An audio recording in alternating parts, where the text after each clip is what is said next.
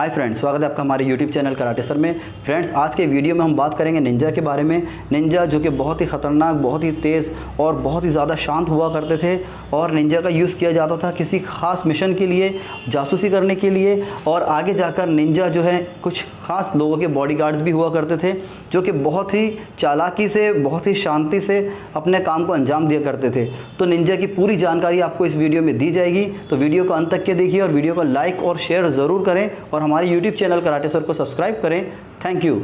Friends, Ninja का अर्थ होता है अदृश्य, जो हो और दिखाई ना दे, जिसकी मौजूदगी का एहसास भी ना हो। दुश्मन को वो पता भी नहीं चलने देते थे कि निंजा कब आते थे और कब उनका काम तमाम करके बहुत ही आसानी से निकल जाते थे। ना ही वो किसी की गिरफ्त में आते थे और ना ही कोई ऐसा सबूत छोड़ते थे जिससे ये पता चले कि यहाँ कोई आया भी था। लेकिन उनके इस तरह से काम करने के ढंग से पता चलता था कि अगर कोई सबूत भी नहीं है और किसी को बचने का मौका भी नहीं दिया है तो ये काम ज़रूर निंजा ने ही किया होगा। इसलिए निंजा बहुत ही ज़्यादा खतरनाक माने जाते थे। निंजा कैसे बने या फिर निंजा कैसे वजूद में आए? दोस्तों, निंजा एक बहुत ही ओल्ड मार्शल आर्ट जिसका नाम है निंजुत्सु, जो कि जापान का एक मार्शल आर्ट है। तो उसमें निंजा की ट्रेनिंग की जाती थी।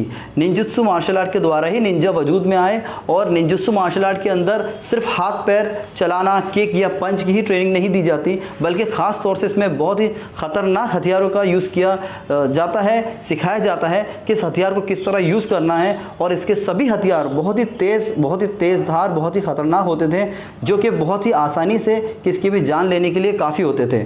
दोस्तों, पहले के ज़माने में निंजा की ट्रेनिंग को छुपने की कला या फिर अदृश्य होने की कला भी कहा जाता था। जैसा कि मैंने पहले भी बताया कि निंजा इस तरह अपना काम करते थे कि किसी को पता नहीं चलने देते थे, इसलिए इसे छुपने की कला भी कहा जाता था। दोस्तों, निंजा हमेशा काले कपड़े पहनते थे जिससे कि रात के अंधेरे में अपना काम करने में उन्हें बहुत ही ज़्यादा आसानी होती थी। और निंजा पर बनी कुछ खास फिल्में आपने ज़रूर देखी होगी, और नहीं देखी तो आप ज़रूर देखें, उससे आपको बहुत ज़्यादा सही तरीके से अंदाज़ लग जाएगा कि निंजा क्या होते हैं और किस तरह होते हैं। दोस्तों, निंजा के जो कपड़े होते थे, जो उनका कॉस्ट्यूम होता था, उसमें सिर्फ आंखों का हिस्सा ही वो खुला रखते थे सिर्फ देखने के लिए। बाकी पूरा फेस कवर करके रखते थे, पूरी बॉडी को ढक कर रखते थे काले कपड़ों से, जिससे कि अगर चेहरा भी दिखने से अंदाज लग सकता है कि ये व्यक्ति कौन था जिसने ये काम किया है। मतलब उनका कॉस्ट्यूम इस तरह का होता था कि अगर कोई व्यक्ति उन्हें जानता भी है तो भी वो पता नहीं चलता था कि किस भेष में आकर के किस तरह से वो उनका काम तमाम कर देते थे, और देखने वालों को पता भी नहीं चलता था कि ये वो व्यक्ति होगा। इस तरह काले कपड़े यानी खुद को छुपाने वाली कला, जैसा कि मैंने बताया, इस तरह से अपने आप को पूरा कवर करके अपना काम करते थे और बहुत ही आसानी से वहाँ से निकल जाया करते थे। दोस्तों, निंजा को मारना, छुपकर वार करना या फिर सिर्फ कत्ल करना ही नहीं सिखाया जाता था, बल्कि इनमें और भी काफ़ी सारी खास विशेषताएं थी, जैसे कि पहाड़ों पर चढ़ना या फिर किसी बिल्डिंग पर चढ़ना या फिर किसी ऐसी दीवार पर चलना जिससे कि चलना आम व्यक्ति का चढ़ना बहुत ही ज़्यादा मुश्किल हो जाए।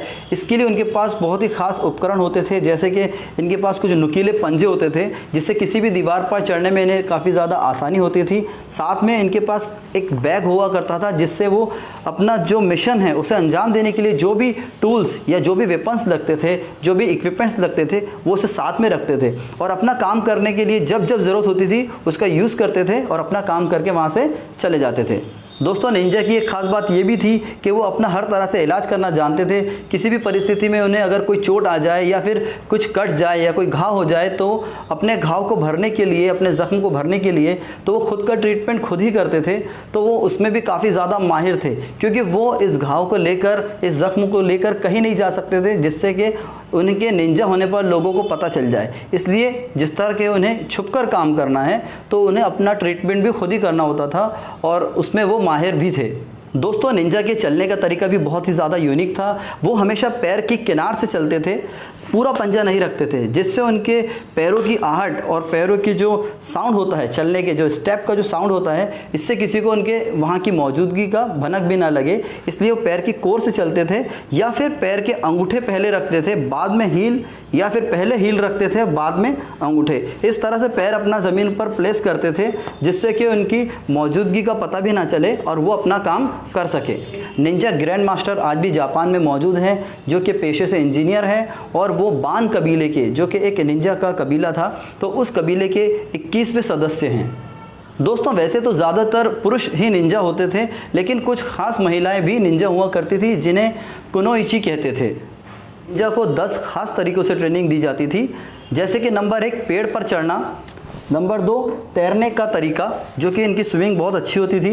नंबर 3, प्रकृति का उपयोग करके खुद को छुपाना, यानी पेड़ों के द्वारा खुद को इस तरह से छुपाना ताकि वो दिखाई ना दे। नंबर 4, अपने दुश्मनों को शक ना होने देना, वो अपने दुश्मन को पहले से शक नहीं होने देते थे कि उनके साथ क्या होने वाला है। नंबर 5, तेज़ी से भागना, उनका भागने का तरीका, उनकी दौड़ जो थी, रनिंग जो थी, वो बहुत ही तेज़ थी। और जंप, कूदना, दीवारों से कूदना या फिर लॉन्ग जंप करना, किसी भी तरह से उनकी जंप बहुत अच्छी थी। नंबर 7, मार्शल आर्ट की पूरी ट्रेनिंग आना, यानी हथियार से लड़ना, साथ में हथियार के बिना भी उन्हें लड़ना आना चाहिए। नंबर 8, कुछ खास और ख़तरनाक हथियार से लड़ना। नंबर 9, सांस लेने का तरीका, उनका सांस लेने का तरीका भी बहुत ही यूनिक था। वो इस तरह से सांस लेते थे कि सांस की आहट भी किसी को पता नहीं चलने देते थे। नंबर 10, चलने का तरीका, अपना काम करते वक्त वो इस तरह से चलते थे कि किसी को उसका एहसास नहीं होने देते थे। ये 10 खास तरह की ट्रेनिंग निंजा को दी जाती थी। दोस्तों, ये थी निंजा के बारे में जानकारी जो मैंने आपको देने की कोशिश की है। दोस्तों, आपको वीडियो कैसा लगा कमेंट करके ज़रूर बताएं और वीडियो को लाइक और शेयर ज़रूर करें और हमारे यूट्यूब चैनल कराटे सर को ज़रूर सब्सक्राइब करें। Thank you.